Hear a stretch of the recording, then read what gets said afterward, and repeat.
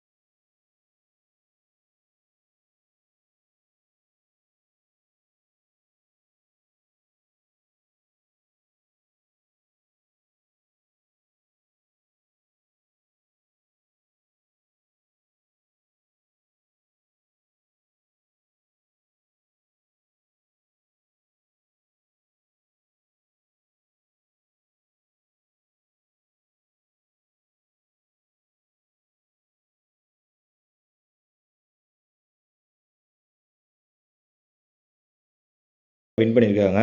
இது 2016 நடந்திருக்கு. இந்த மேட்சுடைய கம்பேரிசன்லாம் நம்ம வச்சு பார்க்கும்போது இதில் ஸ்பீட் பவுலர் தான் அதிக விக்கெட் எடுக்கிறாங்க. அதே போல் செகண்ட் இன்னிங்ஸில் அதிக ரன் அடிக்கிறதுக்கு அதிக வாய்ப்பு இருக்கிறதுனால டாஸ் வின் பண்ணுற டீம் மேபி செகண்ட் பேட்டிங் எடுக்கிறதுக்கு அதிக வாய்ப்பு இருக்குது. அடுத்து இந்த பிச்சில் மோஸ்ட் விக்கெட் டேக்கர் யார் அப்படின்ற டீட்டெயிலாக பார்த்துலாம். ஃபர்ஸ்ட்டு லெஃப்ட் ஹேண்ட் பவுலர் மொத்தமாக 24 விக்கெட் எடுத்திருக்காங்க.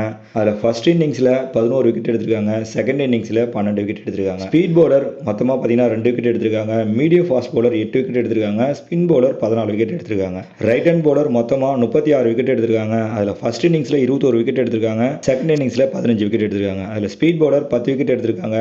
மீடியம் ஃபாஸ்ட் பவுலர் 14 விக்கெட் எடுத்திருக்காங்க. ஸ்பின் பவுலர் 7 விக்கெட் எடுத்திருக்காங்க.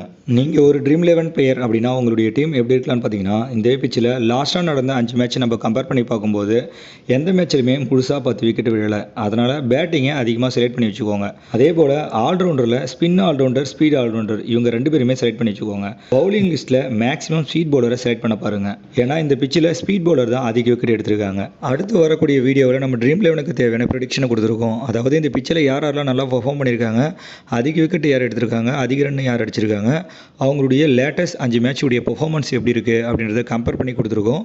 உங்களுக்கு தேவைன்னா அந்த வீடியோவை செக் பண்ணி பாருங்கள். தேங்க்யூ.